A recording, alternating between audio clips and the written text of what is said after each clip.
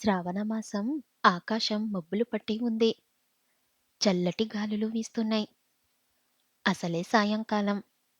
దానికి తోడు చల్లటి వాతావరణం. కైపెక్కిన ఆడదానిలా ఉంది ప్రకృతి. సన్నగా తుంపర ప్రారంభయింది. పడక గదిలో సిగ్గుపడుతున్న ఆడదానిలా ఆగి ఆగి కురవటం ప్రారంభించింది. ఉన్నట్లుండి నింగి ఉరిమింది. మరుక్షణంలోనే పెళ్లికాని మొగాడి ఆవేశంలా విజృంభించింది. కిటికీ రెక్కలు టపటపామని కొట్టుకుంటున్నాయి. ఆత్రం మొగుడు గదిలో రాగానే పెండ్లం చీర తీసేసినట్టు చటక్కున వీధి దీపాలు ఆరిపోయాయి. పడుపు కత్తెలకు, రంకు పనులకు అవసరమైన చీకటి వర్షానికి తోడయింది. ఉంచుకుంది లేచిపోయినా చేసుకున్నది చెప్పపెట్టకుండా పోలేదు అదృష్టం. ఇంట్లో దీపాలు ఆరిపోలేదు అనుకుంది. ఆ అతివ పేరు సఫల. ఆమె మొహం చంద్రబింబం. జడ జాలువారి జలధార. ముంగురులు కావు అవి, చిరుమొలకలు. కనుబొమ్మలు ఇంద్రధనుసులు. ముక్కు మంకిన పువ్వు. అధరాలు అమృతబండాలు. చెక్కిళ్ళు చకోరాలు. మెడ మేఘమాల. రెండు తొడలు తొలకరి చినుకులు. పైన హిమాలయాల వేడి. నాభి నక్షత్ర మండలం శీతలం కలిపి అక్కడ వేడి శీతల ప్రదేశం. ఆ వాతావరణం తెలిసినవాడు గురుమూర్తి. ఆమె భర్త జీవితమనే నవల్లోకి తుఫాన్లా వచ్చి అతల కుతలం చేస్తున్నవాడు. అలంకార శాస్త్రం తెలియనివాడు. శృంగార నైషధాలు కాండలు చదవనివాడు. అనురక్తికి తేడా తెలియనివాడు మూర్ఖుడు మరొకడు. ప్రస్తుతానికి వస్తే సుఫల కిటికీ రెక్కలు దగ్గరగా వేయటానికి లేచింది. రేప్ చెయ్యడానికి ప్రయత్నిస్తున్న మొగాణ్ణి తోస్తున్న స్త్రీ చేతుల్లా టపటపా కొట్టుకుంటూనే ఉన్నాయి. కమలపు కాండాల్లాంటి చేతుల్లో వాటిని ఆపింది. బయటనుంచి వర్షం చినుకులు ఆమె నగుమోము మీద పడ్డాయి. మరుక్షణంలోనే గాలి ఆమె మొహాన్ని స్పృశించింది. అమృతమే తాగినంత హాయి అనిపించింది. మరికొద్దిసేపు అక్కడే గడపాలనిపించింది. కిటికీల్లోంచి ఎదురిల్లు కనబడుతుంది. ఆ ఇంటి ముందు పోర్టికోల్లో నిలబడ్డ పిల్లలు ధారాగా పడుతున్న వర్షపు నీటిని పట్టుకుంటూ ఒకరిమీదకొకరు చిలకరించుకుంటూ ఆడుకుంటున్నారు. ఆమె గాఢంగా నిట్టూర్చింది. ఆ నిట్టూర్పుకి చక్కటి గుండ్రమైన స్థానాలు ఒక్కసారి కదిలి మళ్ళీ తమ స్థానంలోకి వెళ్ళాయి. చిరుగాలికి చెదిరిపోతున్న ముంగురాలకు సవరించుకునే ప్రయత్నం చెయ్యకుండా అలానే ఆ పిల్లలనే చూస్తూ తనతో తాను మూగగా మదనపడింది. స్వేచ్ఛ ఎంతటి గొప్ప పదం! తన జీవితంలో పెళ్లితో పూర్తయిన పదం. ఎన్ని కాంక్ష సింధూరాలు వెలిగించుకుంది. మరెన్ని ఆశలు పెట్టుకుంది. చక్కటి భర్త, అందమైన జీవితం, ఆహ్లాదమైన సాయంత్రాలు, అద్భుతమైన చిరునవ్వులు. ఏవి? అవన్నీ ఏవి? తనకి మిగిలింది అనుమానం, అవమానం. వీధిలో ఆడవారి జాలి చూపులు, మగవారి ఆకలి చూపులు. భగవాన్, వ్యభిచారిగానైనా పుట్టించుగాని మళ్ళీ జన్మలో నా భర్తలాంటి అనుమానపు మొగాడికి భార్యగా పుట్టించొద్దు. అనుక్షణం భర్త అనుమానం, అవహేళనకి గురయ్యే కంటే ఆ బురద గుంటల్లో బ్రతకటం ఉత్తమం. సుఫల కళ్ళల్లో నీళ్లు తిరిగాయి. ఆమెకి బయటికి వెళ్ళాలని కోరిక. ఒక్కసారి ఆ వర్షం నీటిలో తడవాలని ఆశ. చాలా చిన్న కోరిక, తీరని కోరిక. భర్త వస్తే తప్ప తీరని భ్రమ. వర్షం పెద్దదవుతూ ఉంది. ఆకాశం ఉరిమింది. కిటికీల్లోంచి జట్టు ముఖం మీద పడుతుంది. వర్షపు నీరు ఆమె మొహం మీద నుంచి తామరాకు మీద నీటి బిందువుల్లా జారిపోతున్నాయి. గుండ్రటి కనుబొమ్మలు చిగురాటుకుల్లా కదులుతూ ఉన్నాయి. స్నిగ్ధమైన నగుమోము మీద ప్రకృతి మగవాడై గాలి వర్షం రూపంలో ఆమెని చుంబిస్తున్నట్లుగా ఉంది. ఆమె మనసుకి, శరీరానికి ఎంతో హాయిగా అనిపించింది. ఎదురు పిల్లలు ఇంకా తడుస్తూనే ఉన్నారు. చూసి మనముండాలి గాని ఆ సన్నివేశం అద్భుతం. ఆ పసిపిల్లలు కేరింతలు, ఆమె అర్ధనిమిలత నేత్రాల్లో యుక్త వయస్సు కదలాడింది. ఎప్పుడో, ఎక్కడికో జ్ఞాపకాలు అరల్లోకి లాక్కెళ్ళింది. నవ్వుతూ, తూలుతూ, కేరింతలు కొడుతూ గడిపిన యవ్వనంలోకి వెళ్ళిపోయింది. ఎక్కడో దూరంగా పిడుగుపడిన శబ్దం. ఆకాశం ఉరుమవుతుంది. వర్షం ధారపాతంగా పడుతుంది. సుఫల ఇల్లురెళ్లతో వేసిన పాక. చూరు మీద నుంచి వర్షపు నీరు ధారాగా పడుతుంది. సుఫలకి వర్షమంటే బహుప్రీతి. వర్షపు నీటిని అరచేతిలో పడుతూ తనివి తీరా తనువుని తడిపిస్తుంది. తల్లి లోపలెక్కడో పని చేసుకుంటుంది. ఇదే అతనననుకుంది. చప్పున గడప దాటి బయటకొచ్చింది. మనసు పులకరించిపోయింది. 18 ఏళ్ల సుఫల 10 ఏండ్ల బాల అయింది. చూరులోంచి కారుతున్న నీటిని దోసిట్లతో పట్టి పైకెగరేసింది. వర్షానికి తోడు గాలి కూడా తోడయ్యింది. చెట్లు పురివిప్పుతున్న నెమల్లా ఆడుతున్నాయి. ఇక ఆగలేకపోయింది. వెనక్కి చూసింది. తల్లి చూడలేదు. చప్పున బయటకొచ్చింది. పట్టులంగా గురించి ఆలోచించలేదు. వర్షపు చినుకులు ఆమెను అభిషేకం చేశాయి. గిరగిరా తిరిగింది. ఎంతో చక్కటి హాయి. హిమాలయాల్లో గడుపుతున్న అనుభూతి. వింధ్య పర్వతాలు విసిన కర్రలతో విసురుతున్న భావన. దాదాపు మొత్తం తడిచిపోయింది.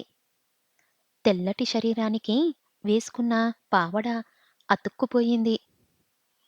లంగా వేసుకున్నట్లు కాక అతికించినట్లయింది. అసలే ఆమెది అద్భుత అందం. దానికి తోడు వర్షంలో తడుస్తుంది. స్వర్గం నుంచి నడిచి వచ్చిన అప్సరసల్లా ఉంది. మన్మధుడికే మత్తెక్కించేలా ఉంది. రతిదేవే ఈర్ష్యపడేలా ఉంది. యవ్వన గిరులు మెలితిరిగి తన్నుకొస్తున్నాయి. ఆ సమయంలో అక్కడ ఏ మొగాడు లేకపోవటం దురదృష్టం. ఉంటే అందమంటే ఏమిటో గమనించేవాడు. ఇంతలో లోపల్నుంచి తల్లి కేక వినబడింది. ఏం చేస్తున్నావే బయట? ఇలా వచ్చి అప్పడాలు వత్తొచ్చుగా? సుఫల ఏమాత్రం సందేహించకుండా అరిచింది. చదువుకుంటున్నాను. డిస్టర్బ్ చెయ్యొద్దు. మళ్ళీ లైట్లు పోతే ఇబ్బంది. చెప్పి గిరగిరా తిరగబోయింది. అప్పుడే గేట్ తీసుకొని వస్తున్నారు రమణమూర్తి. ఆయన్ని చూడగానే సుఫల కంగారుగా నాన్నగారు అంది. ఆయన కూతుర్ని చిరుకోపంగా చూశాడు. దగ్గరకొచ్చి గొడుగులోకి రమ్మన్నట్టు చూశాడు. సుఫల తప్పు చేసినట్లు తల వంచుకొని గొడుగులోకి వచ్చింది. ఈలోగా చెక్కగేటు శబ్దం విన్న వరలక్ష్మమ్మ అప్పడాలు వత్తే కార్యక్రమం ఆపి బయటకొచ్చింది. పూర్తిగా తడిచిపోయిన కూతురు, భర్త కనిపించారు. వరలక్ష్మమ్మ కోపం నశాలానికంటింది. గొడుగు మడిచిపెడుతున్న భర్తతో తగాదా పెట్టుకుంది. దీన్ని మీరేనండి పాడు చేస్తుంది. ఏండ్లొచ్చాయి. ఎందుకు? అవ్వా! ఎవరన్నా చూస్తే ఏమన్నా ఉందా? పెళ్లి కావాల్సిన పిల్ల. ఎంతో ఒద్దికగా ఉండాలి. ఇంకా చిన్నపిల్లల్లా వర్షంలో తడవటాలు, గెంతటాలు. రేపు అత్తింట్లో కూడా ఇలాగే ఉంటే మిమ్మల్ని దీన్ని అనరు. నన్నంటరు. సుఫల బుంగమూతి పెట్టి నేను పెళ్లి చేసుకోను. నాన్నని విడిచి ఉండను అంది. చెప్పు తీసుకొని కొడతాను. నీలాగా మేము పుట్టింట్లో చెప్పినోళ్ళమే. నోరు మూసుకొని లోపలికి తగలడు. పట్టులంగా పనికి వస్తుందే. రేపెక్కడికన్నా పేరంటానికి వెళ్తే ఏం సింగారిస్తావు? నాన్నా అంది తండ్రి పక్కకెళ్తూ.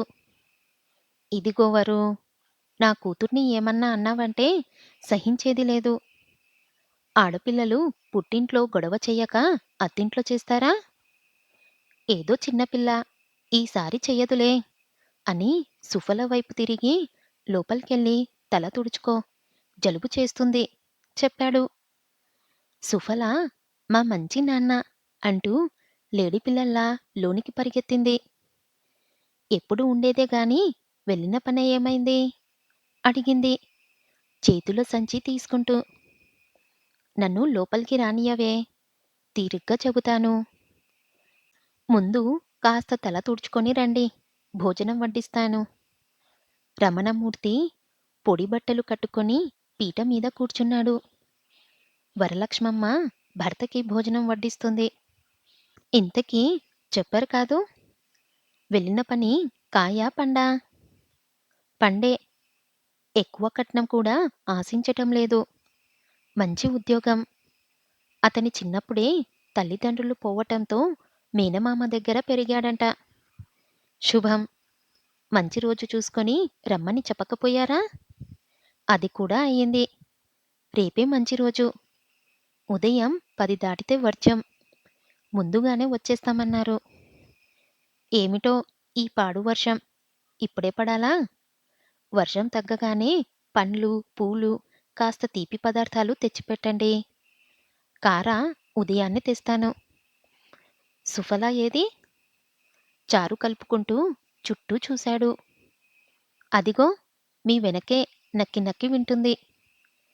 నా బంగారు తల్లి, నా బిడ్డ అదృష్టజాతకురాలు. గవర్నమెంటు ఉద్యోగస్తుడు భర్త కాబోతున్నాడు సంతోషంగా అంది. సుఫల, రామ్మా, నువ్వు భోజనం చేద్దువుగానిరా. సిగ్గుగా తల వంచుకొని బొటనవేలిని కాలితో రాస్తూ, నాన్నగారు, నాకు వివాహం వద్దు, మిమ్మల్ని వదిలి ఉండలేను చెప్పింది. రమణమూర్తి కళ్ళు ఆప్యాయంగా కూతుర్ని చూశాయి. తప్పమ్మా, అలా అనకూడదు. ఆడదానికి జీవితంలో వచ్చే అతిపెద్ద మలుపు పెళ్ళి. ఏదో ఈ పేద తండ్రి పెద్ద పెద్ద సంబంధాలు చూడలేకపోయినా తిండికి గుడ్డకి లోటు లేని సంబంధం, నువ్వు వారికి నచ్చితే అదే 10,000. వరలక్ష్మమ్మ నెత్తి కొట్టుకుంది. అది వద్దనటం, మీరు నచ్చచెప్పటం బానే ఉంది. రేపు పెళ్ళయ్యాక చూడండి, మొగుణ్ణి విడిచి ఒక్కరోజు కూడా ఇక్కడుండదు. 24 గంటలు భర్త భర్త. అందరాడవాళ్ళల్లానే నవ్వింది. సుఫలకి సిగ్గు ముంచుకొచ్చింది. అక్కడ ఉండలేకపోయింది. తుర్రున పరిగెత్తింది. బయట వర్షం తగ్గింది. వాతావరణం చల్లగా ఉంది. దొడ్లో వేప చెట్టు నుంచి చల్లటి గాలి సుతారంగా పరుగులు పెడుతుంది. సుఫల సంతోషంతో ఉక్కిరిబిక్కిరి అయ్యింది. పెళ్ళంటే ఎవరు మాత్రం సంతోషించరు? వేప చెట్టు కూడా వర్షపు తాలూకు నీటి చుక్కలు ఆమె మీద చిలకరించి శుభాకాంక్షలు చెప్పింది. తన పెళ్ళి, చుట్టాలందరూ వస్తారు. పురోహితులు, వేదమంత్రాల మధ్య మనసులో కూడా ఆలోచించలేకపోయింది. సిగ్గు తన్నుకొచ్చింది. 2 చేతులతో మొహం కప్పుకుంది. ఆ రోజు ఆమె భోజనం చెయ్యలేదు. పెళ్ళి అనే మాటతోనే కడుపు నిండిపోయింది. అదే రోజు రాత్రి 12 గంటలవుతుంది. ఆరుబయట మంచాలేసుకొని పడుకున్నారు దంపతులిద్దరూ. లోపల సుఫల అందమైన కలలు కంటూ నిద్రబోతుంది. ఆకాశంలో చంద్రుడు తారని వెతుకుతున్నట్లు, అపారమైన విరహవేదన అనుభవిస్తున్నట్టు హడావుడి పడుతున్నారు. వడివడిగా పరుగులు తీస్తున్నాడు. పెరిట్లో మల్లెపొద వాసన గప్పున వస్తుంది. చల్లటి గాలి చెక్కిలి గింతలు పెడుతుంది. భార్యాభర్తలిద్దరూ ఎవరి ఆలోచనలో వారున్నారు. పొద్దున్నే వచ్చేవారికి ఏ రకంగా మర్యాదలు చెయ్యాలో, చుట్టుపక్కల వారిని ఎవరెవర్ని పిలవాలో వల్లె వేసుకుంటుంది వరలక్ష్మమ్మ. ఉన్నట్లుండి గుర్తుకొచ్చింది. రేపు కూతురి మెడలో వెయ్యటానికి చిన్న ముత్తు బంగారం కూడా లేదని. యావండి? చిన్నగా పిలిచింది భర్తని. రమణమూర్తి ఆమె పక్కకి ఒత్తిగిలి, ఏమిటే? అన్నాడు సౌమ్యంగా. రేపు నలుగురి ముందు అమ్మాయి మెల్లో సన్న చైనన్నా లేకుంటే ఏం బాగుంటుంది? ఎంత చిన్నతనం? మనకి లేని దాని గురించి ఆశించటం తప్పే. బ్రతకలేక బడిపంతులు చేస్తున్న బ్రతుకుని నెట్టుకొస్తున్న మనం ఏం ఆడంబరాల్ని మన పిల్లనివ్వగలం? కట్నకానుకలు అడగకపోయినా మనమే ఎంతో కొంత ఇవ్వాలి కదండీ! రేపంటే ఇరుగమ్మని, పొరుగమ్మని అడిగి శుభకార్యానికి గట్టెక్కిస్తాను. రేపు అత్తవారింటికి వెళ్ళేటప్పుడు మనకున్నది ఈ 150 గజాల స్థలం. దీంట్లో పాక. మన తదనంతరం నీకే నాయనా అని చెప్పాను. పెద్దగా డబ్బు గురించి, పెట్టుపోతల గురించి అడగలేదు. మాట్లాడిన 5 నిమిషాల్లో గమనించాను. అబ్బాయి మాత్రం చాలా మంచివాడు. కాని వరలక్ష్మమ్మ అనుమానంగా భర్తకేసి చూసింది. కాని ఆ పారె చెప్పండి. ఏమన్నా అలవాట్లున్నాయా? తిరుగుడు, త్రాగుడు. శివ శివ ఒక్క పొడి కూడా వేసుకోడు. పొద్దున్నే విధిగా గాయత్రి మంత్రం క్రమం తప్పకుండా చదువుతాడు. మంచి దైవభక్తి కలవాడు. అంతా బానే ఉంది. రెండో పెళ్ళంటేనే మనసు ఉండబడటం లేదు. వరలక్ష్మమ్మ దిగ్గున లేచింది. చావు కబురు చల్లగా చెప్పమంటే ఇదే. ద్వితీయ కళ్యాణమా? మీకు మనసెలా ఒప్పిందండి? అరచేతుల్లో పెట్టుకొని పెంచారే? ఒక్క మాట కూడా దాన్ని అననీయరే? మన పేదరికాన్ని, బాధల్ని చవిచూడకుండా మనం కడుపు మార్చుకొని దాన్ని చదివించుకుంది ఇందుకా? రెండో పెళ్లివాడికి ఇవ్వటానికా? వరలక్ష్మమ్మ కళ్ళు నీళ్లతో నిండిపోయాయి. రమణమూర్తి బాధగా నిట్టూర్చాడు. అర్థం చేసుకోవరు. మనము ఎక్కువ కానుకలివ్వలేం. కొద్దో గొప్పో ఆస్తి ఉంది. ఉద్యోగం ఉంది. పిల్ల సుఖపడుతుంది. తిండికి, గుడ్డకి కన్నీరు పెట్టదు. ఈ సంబంధం తప్పితే ఇంకో సంబంధం వచ్చినా ఏ గుడ్డల కొట్టో, గుమస్తాగా పనిచేసేవాడినో, మరో అలాంటి మధ్యతరగతి కింది స్థాయి వాడినో తెస్తాం. అలాంటివి కూడా తేలికగా రావటం లేదు. 60,000, 70,000 అడుగుతున్నారు. ఆలోచించు. రెండో పెళ్ళి అనే విషయం మరిచిపోతే అలాంటి సంబంధం మన చిట్టి తల్లికి రావాలంటే లక్షలు పొయ్యాల్సి ఉంటుంది. వరలక్ష్మమ్మ కళ్ళు ఒత్తుకుంది. ఎంత పొంగిపోయింది! మరెంత సంతోషపడింది! అవన్నీ ఒక్కసారిగా కొట్టుకుపోయాయి. చుట్టూ ఉన్న ప్రకృతి కూడా విషాదంగా మారినట్లనిపించింది. బాధపడకువరు. మనమేమీ అమ్మాయి గొంతు కొయ్యటం లేదు. మంచే చేస్తున్నాము. రెండో పెళ్ళని అమ్మాయికి తెలియనీయకు. బాధపడేదాని మొహం నేను చూడలేను. ఇంతకీ తొలి భార్య పొయ్యిందా? లేక విడాకులిచ్చాడా? పొయ్యింది. లేచిపోయింది. అబ్బాయి అవమానం తట్టుకోలేక ఆత్మహత్య చేసుకోబోయాడంట. మేనమామ ధైర్యం చెప్పి, సర్ది చెప్పి మనిషిని చేశాడంట. వరలక్ష్మమ్మ అప్రయత్నంగా అంది. లేచిపోయిందా? అని.